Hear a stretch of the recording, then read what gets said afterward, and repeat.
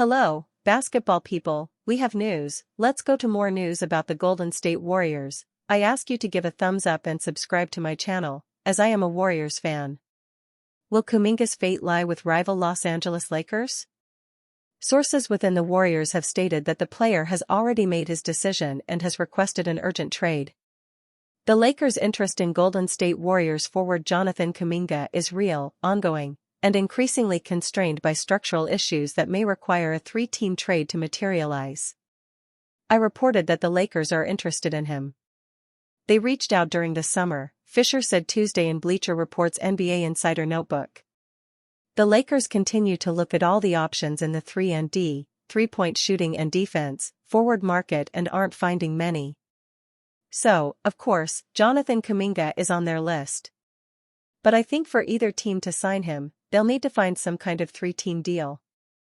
This structure reflects both the Lakers' need and the Warriors' resistance. The highly anticipated day has finally arrived. As of January 15, the Golden State Warriors' disgruntled 6'7" forward, Jonathan Kuminga, is eligible to be traded from the seven-time NBA champions. According to ESPN's Shams Charania, Kuminga didn't waste time demanding a trade from the Dubs. On the first day he became eligible to be moved, fifth-year forward Jonathan Kuminga demanded a trade away from the Golden State Warriors, Charania stated. Kuminga could not be traded until Thursday, according to the terms of the contract he signed this summer. The trade deadline is February 5. Kuminga's rollercoaster tenure with the Warriors is perhaps at its lowest point. He started the first 12 games of the season with coach Steve Kerr calling him a secure starter following a hot start, but a patch of struggles led to a demotion, landing poorly with the 23-year-old. While a Jonathan Kuminga trade didn't materialize last season, it appears the Warriors will have no choice but to pull the plug on the Kuminga experiment after Charania's latest report. Kuminga, who has clashed with Steve Kerr on several occasions, has taken a significant step back with the Dubs this season. The former lottery pick is averaging 11.8 points on 43.1% field goal shooting and 32% long-range shooting in 18 contests. He hasn't played in a game since December 18. With Kuminga having multiple trade suitors, fans should expect him to depart the organization within the next few weeks. Jonathan Kuminga began likely the most important week of his basketball career in a very comfortable seat Sunday night. It didn't matter that he had scored in double figures the last 5 times he took the court against the Hawks. Just like it didn't matter that he'd had 24-point games against the Bucks and Kings earlier this season. He sat out those rematches last week as well. I've been around the NBA for a long time. Covered my first game in October of 1986. Chris Washburn started that night. Walter Davis starred. He has since died, of old age. I have never seen anything like this. Kuminga entered the NBA as an 18-year-old project. With no college experience, he got drafted ahead of Franz Wagner, Alperen Sengun, Jalen Johnson, and Trey Murphy III. It wasn't long before people started talking about max contract extensions. It's what happens when you put up 25 points in a head-to-head with DeMar DeRozan and snatch 11 rebounds away from Giannis Antetokounmpo at age 19. In 276 career games, Kuminga, still just 23, has scored 20 or more points 47 times. He's grabbed 10 or more rebounds 11 times. He's also found time for 6 assist, 4 steal, and 3 block games. Among active players who have played 276 or fewer games, he ranks 8th in points and 18th in rebounds. In that fraternity, only Zion Williamson, Cade Cunningham, LaMelo Ball, and Paolo Banchero have more points and boards. Dare we say, the guy is pretty good. Yet he rots on the bench of a team that's barely .500. The knock on Kuminga is he doesn't play smart. He messes up defensive rotations and takes bad shots, often from beyond the three-point arc, from where he's a 33% shooter. Not that it's the greatest gauge in the analytics world, but Kuminga has played 6,121 minutes in his NBA career and the Warriors are 64 points better off in terms of plus-minus. So it's not like he's killing them. He's healthy, certainly well-rested and by all accounts has kept a positive attitude. Jimmy Butler III speaks highly of him. And Draymond Green has never punched him, which says something. By rule, Kuminga cannot be traded until January 15, but that is now just hours away. 3 questions persist. Will the Warriors be able to trade him? What might they get in return? Is it possible they've already agreed to a deal? Warriors refused to take $77 million player in Jonathan Kuminga trade.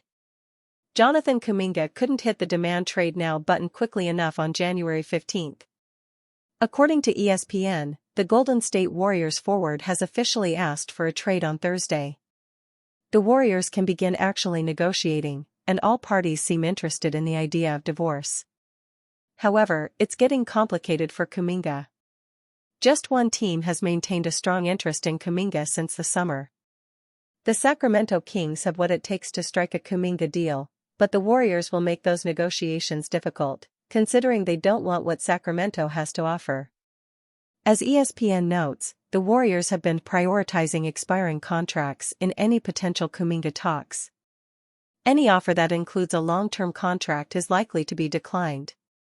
The Kings would be open to parting ways with the $60.4 million sharpshooter Malik Monk, but the Warriors refuse the idea of acquiring him. Should the Warriors change their stance? Everybody but Kuminga has leverage in this situation. The veteran forward signed a 2-year deal, which could become a 1-season run if the Warriors decline his option in the offseason. Kuminga will get paid a nice chunk of change, but it's painfully obvious that he's going to continue riding the bench if he doesn't change teams by mid-February. The Kings, or any other interested suitor, shouldn't feel compelled to pay above market value just to convince the Warriors to cut ties with the veteran forward. More Warriors news: the 3-team trade that gets the Warriors the best shooter on the market. While Sacramento still might have a win-now mindset, they aren't going to instantly boost into contenders with a Kuminga pickup. They are really only bidding against themselves for the moment, so there's no need to change their stance to help benefit the Warriors.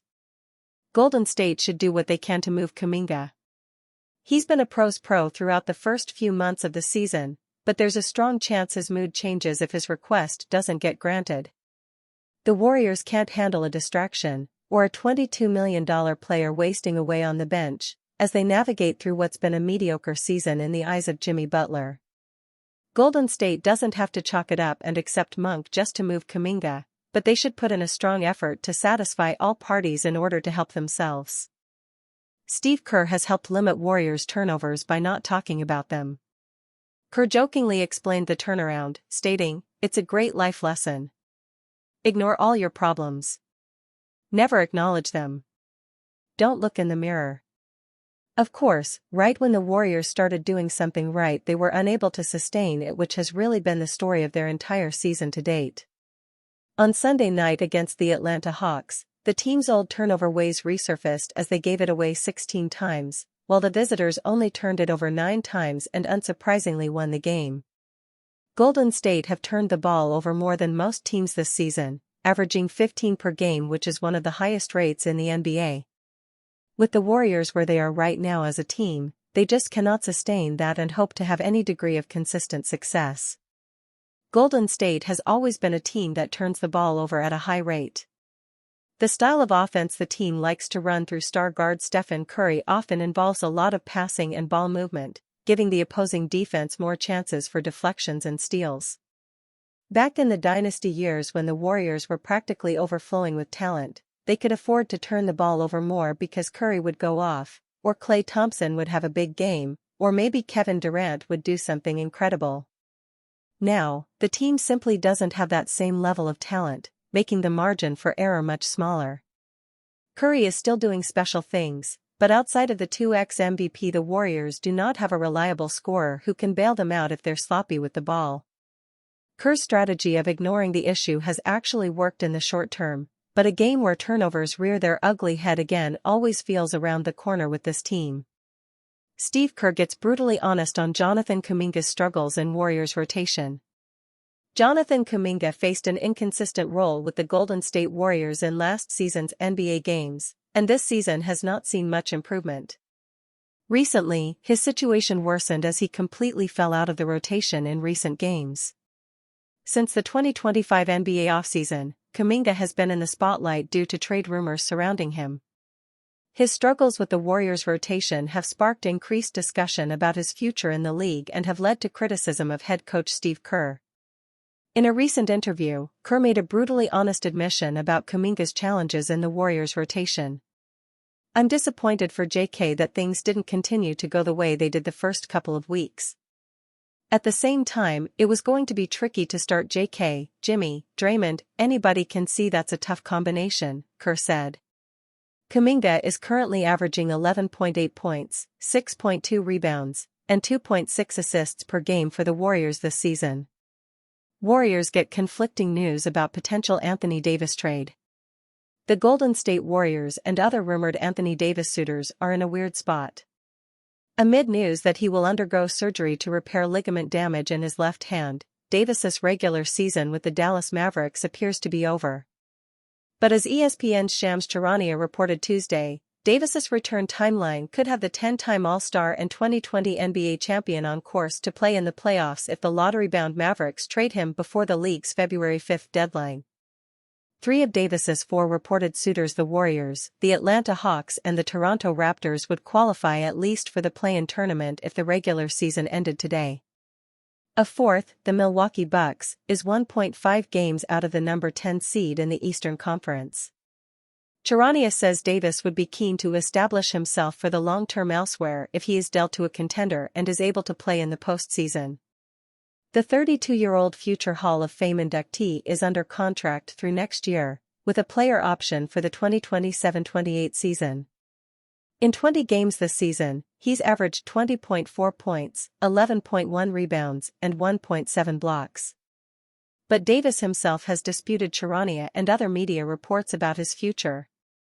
Shortly after Charania broke the news of the Mavericks' ongoing trade talks, Davis told his 2 million followers on X to stop listening to all these lies on these apps, adding yet another new wrinkle to this intriguing trade drama. Steve Kerr remains committed to Warriors starting five, but should he be? Consistency has been non-existent for the Warriors one game before the halfway point of the 2025-26 NBA season. They still are searching for their first four-game win streak and haven't been 4 games above .500 once. Inconsistency in the starting lineup also was a major theme until 4 weeks ago.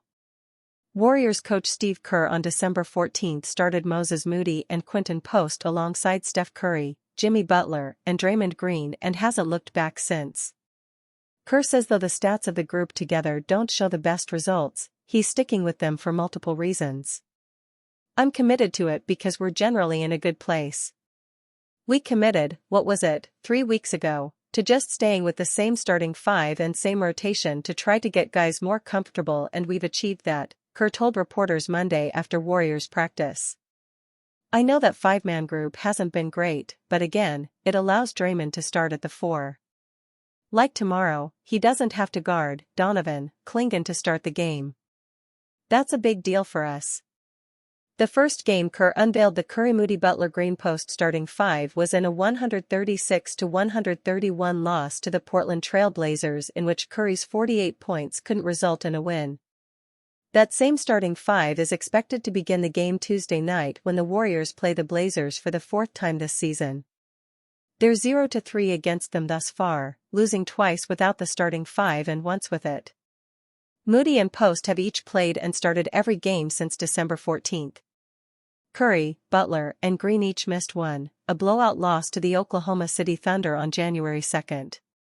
In the 13 games all five have played and started alongside each other in that span, the unit has produced a -1.3 net rating with a 113.5 offensive rating and 114.8 defensive rating. While the numbers may not be that impressive, it allows the game to unfold in a way that we like, Kerr explained. So, should Kerr be this committed to the current starting five? And does it really matter? Since turning to the starting five, the Warriors are 8-6 overall and 8-5 in the games they have played together. Following a 3-game losing streak, the Warriors now have won 8 of their last 12 games but haven't gained ground in the Western Conference standings and remain the number 8 seed. It was a goal of Kerr's to not start Green at center all season and limit his minutes against giants like the 7'2", 280-pound Klingon. That is a big deal for him and the Warriors alike. Theoretically, the lineup makes sense in putting size, shooting, and defense around the Warriors' veteran Big Three. Outside of the start of the first and third quarters, the group isn't playing long stretches next to one another. Kerr quickly is turning to his depth and playing his bench players in short bursts, another stylistic decision he appears to be sticking to. As a player, it's not easy to play a 4-minute stretch and come out, Kerr admits. You feel like maybe you don't have a chance to get your rhythm. But with the speed and pace of the game and the nature of our roster, where we have a lot of depth but not a lot of clear separation, we're definitely playing more people. I think we're playing an 11-man rotation right now, pretty consistently, which I don't think we've ever done since I've been here, and as a result of that we're playing guys in shorter bursts of 4 or 5-minute stretches. Defense and spacing is the idea around starting Moody and Post as the complements to Curry, Butler and Green. Post leads the Warriors in defensive rating, 106.5, and Moody is second, 107.2. Fast-twitch guards still give Moody problems, however, and teams aren't exactly scared of Post protecting the rim. Advanced stats have flipped for the Warriors since implementing their new starting five. The Warriors rank 5th in offensive rating, 117.5, and 19th in defensive rating, 115.3, since December 14. Oddly enough, Moody, 30.6%, and Post, 33.3%, have struggled shooting from long distance in their 14 straight games starting together. The Warriors rank dead last in first quarter points per game this season, 27.1, but are 22nd since December 14, 28.9, and scoring 23 first quarter points in the one game Curry, Butler, and Green didn't play doesn't help. This starting five also rarely, if ever, closes games. Whenever DeAnthony Melton, who has been Kerr's closer out of the bullpen, is able to play 30 minutes, he more than likely will be Curry's backcourt mate. Post is shooting 41.2% from 3 in the first quarter, which is by far his best three-point percentage of any quarter. He provides the size and spacing needed next to Green, and it allows Al Horford to thrive in lineups centered around Butler and be able to finish games. Changes could come eventually, and maybe even from the February 5 trade deadline. Until then, Kerr is going to stick to one of the only parts of the season that has been consistent for the Warriors after searching for a starting five for so long early on.